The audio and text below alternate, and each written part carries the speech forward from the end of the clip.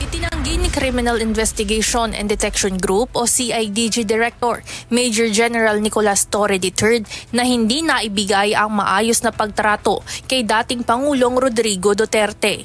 Ayon sa CIDG Chief, tiniyak nila na nasa maayos na kalagayan si former President Duterte habang nasa kanilang kustodiya bago inilipad papuntang The Hague, Netherlands.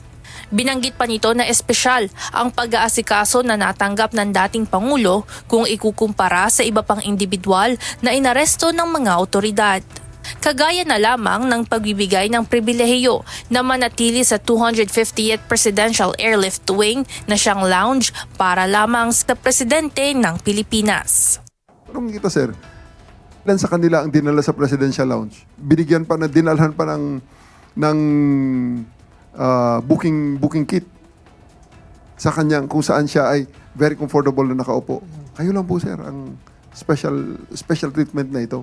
Dagdag pa nito, hindi pinagkaitan ng atensyon si Digong, lalo na pagdating sa mga pangunahing pangangailangan.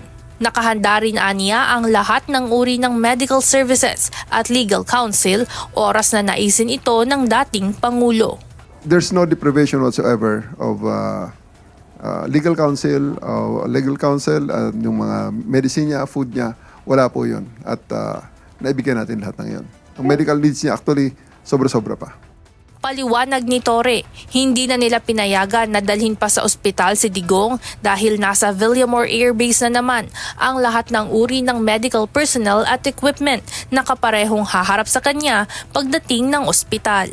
Sa katunayan anya, ang kumakalat na litrato kung saan nakasuot ng oxygen mask si dating Presidente Duterte ay natutulog lamang ito ng mahabang oras upang makapagpahinga. Naniniwala si Torre na parte lamang ang mga ito ng delaying tactics upang hindi nila tuluyang maaresto ang dating Pangulo nitong nakaraang Martes.